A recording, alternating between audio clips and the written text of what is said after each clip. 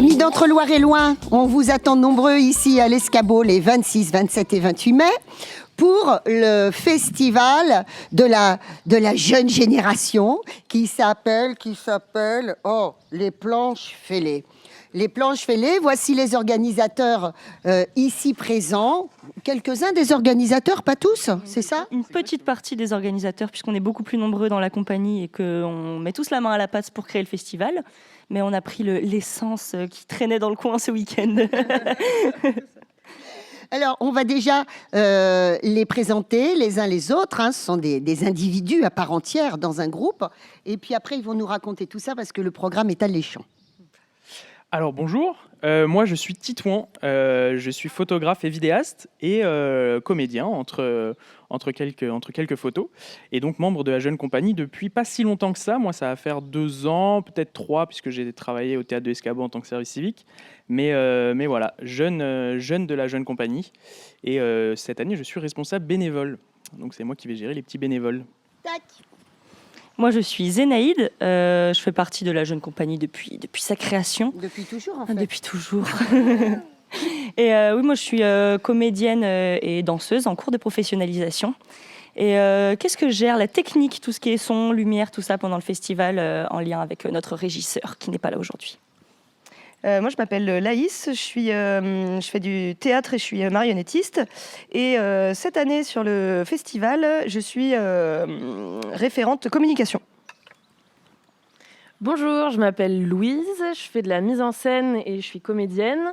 Et cette année, je coordonne les Planches Fêlées. Donc, j'essaie de faire en sorte que tous les pôles qu'on a créés communiquent entre eux. Et voilà, et que tout roule comme sur des roulettes et que le public soit content. Alors voilà, tout de suite, pour pas vous perdre, eh bien, on va vous parler du programme en soi et puis après, on rentrera dans les détails, l'historique de la troupe. Alors, les enfants, qu'est-ce que vous nous avez prévu de beau? D'où viennent toutes ces compagnies que vous invitez pendant ces 3 jours? Alors, les compagnies, elles viennent d'un petit peu partout en France. Nous, ce qu'on essaie de faire en général pour la programmation, c'est qu'on va tous chercher parmi nos amis qu'on a rencontrés dans les écoles de théâtre ou alors dans des festivals et on leur propose de venir. Et après, nous, on fait une sélection par rapport à ça pour que le programme soit cohérent, qu'il n'y ait pas 2 fois, par exemple, du chant lyrique ou 2 fois, voilà. Enfin, on essaye que ce soit très hétéroclite. Et voilà, donc ça vient d'un peu partout, un petit peu partout en France et même en Belgique. Voilà. Alors, sans rentrer dans les détails des troupes en soi, il y a quand même, je vois, une dizaine de spectacles et donc j'ai cru comprendre que c'était multidiscipline, c'est ça? Oui. Donc on a bien évidemment du théâtre, du spectacle, des concerts et après on a c'est plutôt toi qui en parlera de l'expo parce que tu en es vachement occupé et un brunch cabaret, du chant lyrique revisité, de la marionnette, de la poésie, un atelier d'écriture et après dans les nouveautés aussi un peu qui sortent de l'artistique pur. Tu veux enchaîner? Tu me regardes avec un air genre qu'est-ce qu'elle dit? On a aussi une friperie à prix libre, on vend des livres à prix libre et c'est possible en fait de juste venir aussi jouer à la pétanque, faire un badminton parce qu'on ne scinde pas entre les sports et le théâtre et qu'il y a beaucoup de sportifs ou d'ex-sportifs dans la compagnie. Voilà. Bon, et alors cette joyeuse programmation, ça fait 6 ans en fait que vous l'élaborez et même si vous êtes tout jeune, eh bien vous m'avez appris tout à l'heure que ça fait 6 ans que vous vous en occupez. Merci. Oui, c'est vrai qu'on a commencé, si je ne dis pas de bêtises, dès 2016, en fait, à la création de la jeune compagnie. Directement, on s'est lancé un peu dans l'événementiel, si on peut dire. On a tout de suite eu envie d'organiser des petites choses. Et on a commencé par des soirées-concerts qui se faisaient au mois de décembre. Donc on investissait la grande salle du théâtre pour proposer concerts, un petit peu parfois cabaret. On déplaçait le bar là-bas pour faire vraiment une petite soirée dansante avec des petites tables, une piste de danse, tout ça. Et on a très vite eu envie d'élargir ça à un festival.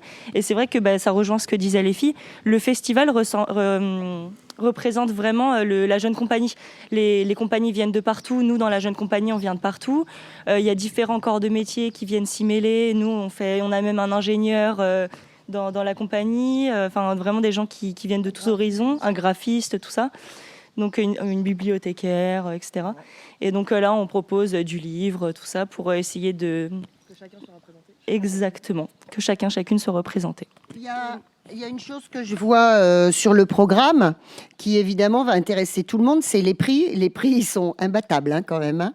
6 € le spectacle, 8 € le concert, passe 4 spectacles, vous donnez un billet de 20 et c'est parti. Quelqu'un veut dire quelque chose ? C'est important pour nous que tout le monde puisse venir. Voir même une pièce et c'est vrai que quand on est par exemple on pense aux familles où il y a 3 enfants, quand on est 5, venir au théâtre ça représente quand même un budget et donc voilà, c'est aussi important que les gens puissent venir sur place, aussi consommer, s'asseoir au bar, donc voilà, ça fait quand même un budget quand on y pense, et le but c'est que tout le monde puisse venir pour tous les budgets, les étudiants, les plus jeunes, les gens qui ont moins de sous, qui ont envie de découvrir aussi, qui ne vont jamais au théâtre parce qu'ils se disent que c'est trop cher, là ils peuvent venir. Il y a vraiment pour tout le monde. C'est hyper important pour nous de continuer à faire ça, et c'est pour ça qu'on compte aussi beaucoup sur par exemple une subvention qu'on a eue qui nous aide aussi à des politiques publiques qui nous aident à continuer à faire ça, à appliquer ces prix imbattables, et donc ça voilà, c'est très important pour nous. Est-ce qu'il y a un fil directeur dans la programmation ou est-ce que c'est tout à fait hétéroclite en fonction de ce que créent les uns les autres dans l'année ? C'est mon réveil. Ah, c'est un réveil. En fait, c'est un réveil, mais ça fait longtemps qu'elle est réveillée quand même.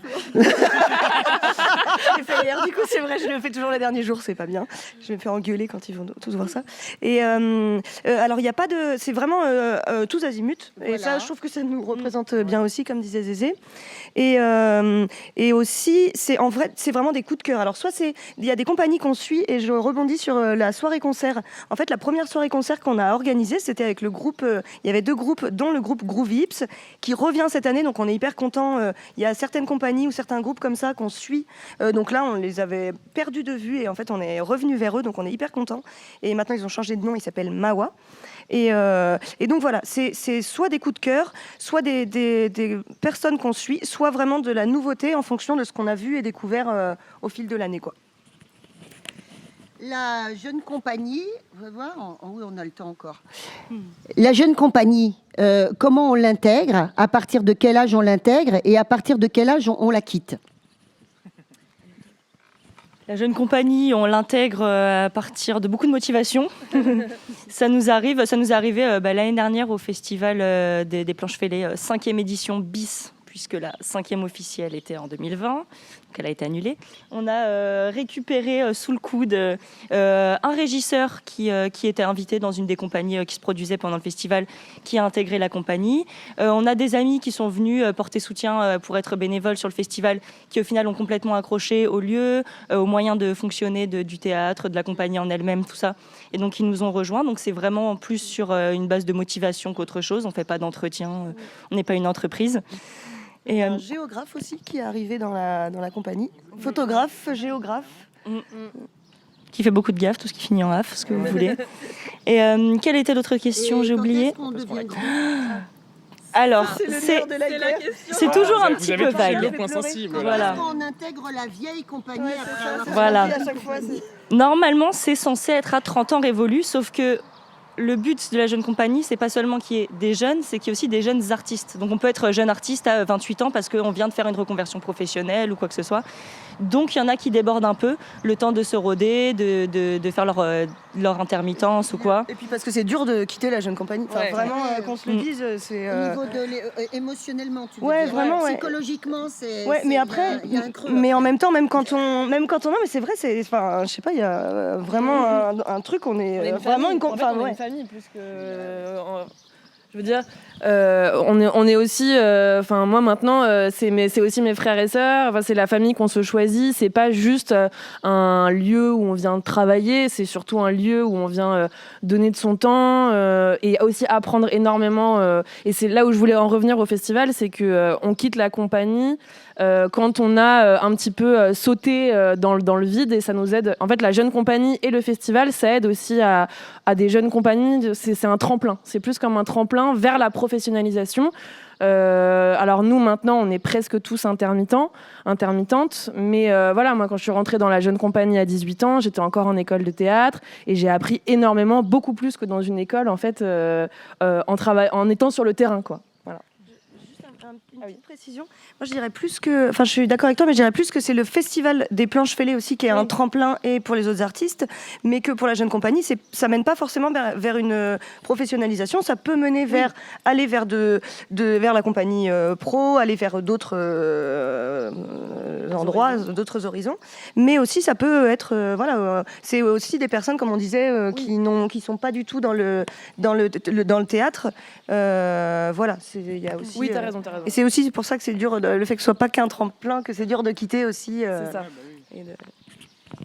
Donc écoutez, alors en fait, au sein de l'Escabeau, on a compté ensemble, il y a 5 moments forts. Alors il y a plein de choses qui se passent durant l'année, il y a 5 moments forts.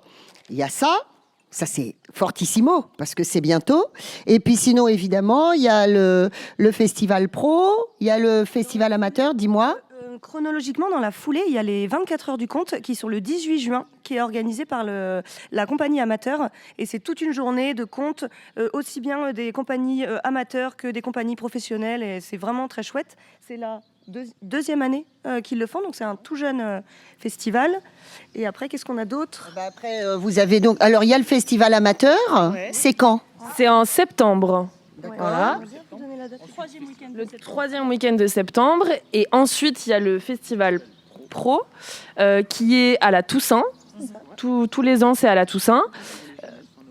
Héros les jeunesses, fin novembre, début décembre. Si tu veux, Ouais, en gros, voilà, du coup là on a un peu résumé. Ensuite, après le festival pro, donc qui se fait sur le dernier week-end d'octobre ou le dernier week-end d'octobre. Ensuite, on enchaîne sur Rouler Jeunesse, donc des spectacles jeunes publics. Mais c'est à peu près le même fonctionnement dans tous les cas, des compagnies extérieures qui viennent ou même des compagnies d'ici, la compagnie pro notamment qui présente les spectacles qui sont en cours de tournée. Mais ouais, c'est ça, à peu près les 5 dates majeures du théâtre. Voilà, alors, la programmation, c'est ça, il y a la programmation régulière, il ne faut pas oublier ça. Par exemple, dernièrement, il y a Pepito Mateo, ce génial conteur qui est venu en ami et qui a fait une soirée un peu surprise. Et puis, il y a eu ce spectacle que j'ai raté sur Reggiani. C'était super. Vous avez raté aussi ? On était en répétition tous ensemble. Et on était en résidence, en répétition pour le spectacle en cours de création avec la jeune compagnie. C'est une écriture de plateau, une écriture collective. C'est un vrai travail de troupe et de groupe. Et là, on était en résidence, donc on a raté, malheureusement. Voilà. Mais alors, vous me disiez tout à l'heure que vous n'alliez pas proposer aucun spectacle cette année parce que vous n'avez pas eu le temps, vous l'avez fait l'année dernière, c'est ça ? Oui.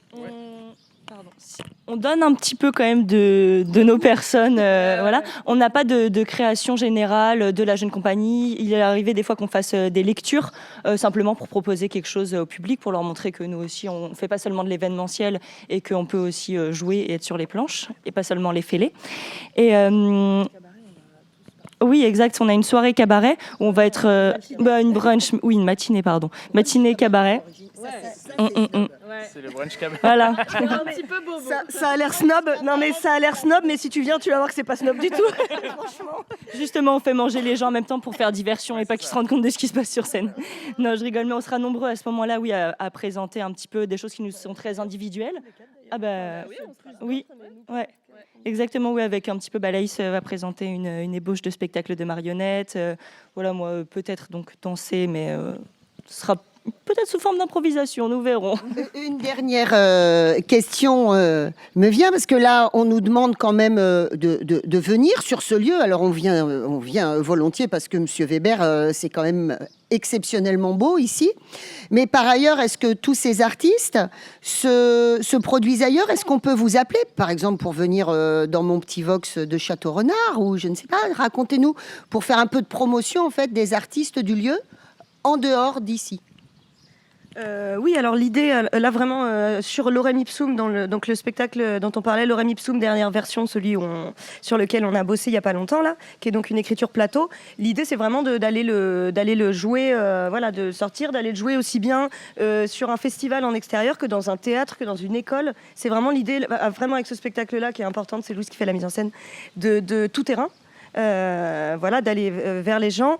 Et après, Une cosmonaute est un souci dans notre galaxie. Donc là, on a fait une demande pour aller le jouer. C'est un très chouette spectacle sur la pression sociale par rapport au genre et par rapport au choix de son orientation, qui est plutôt jeune public. Et lui, on a postulé pour aller le jouer en Tunisie. On n'a pas été retenu. Voilà, il y avait beaucoup de candidats. Et puis, bon, ça se trouve, même avec 2 candidats, on n'aurait pas été retenu. On ne sait pas.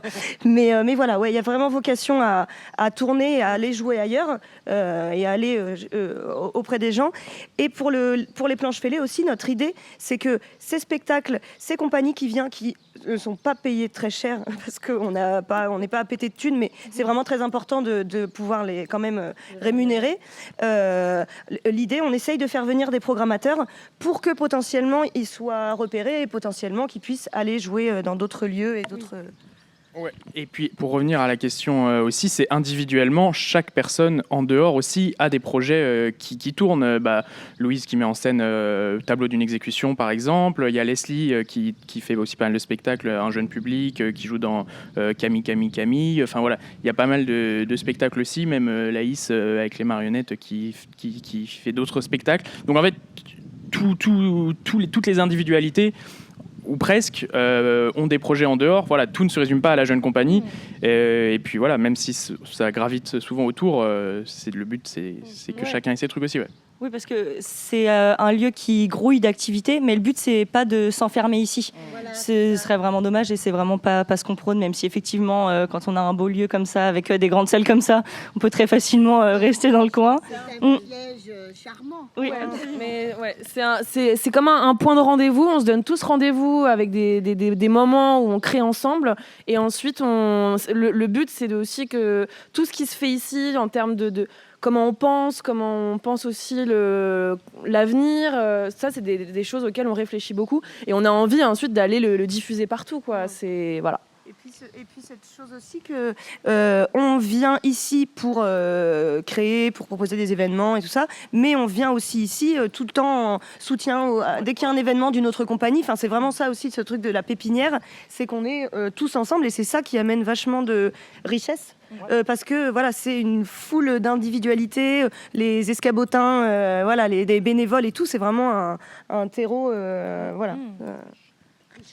Bon, alors, si ceux-là, ils vous ont pas donné envie de venir à la rencontre des escabotins, ça y est, on a rajouté ça dans notre vocabulaire. Comment ? Ah oui. Comment on vient, comment on réserve, etc. Alors, voilà, il y a un Facebook, évidemment, la jeune compagnie de l'Escabeau. Il y a un Instagram. Sinon, vous allez sur le site, théâtre-escabeau.com. Et puis, un numéro de téléphone. On vous laisse, vous êtes grand. L'envie vous suffira pour venir jusqu'ici. C'est même mieux par mail. C'est mieux par mail. C'est vrai que ça arrange tout le monde parce que le téléphone, c'est compliqué. Oui, c'est dur. Voilà.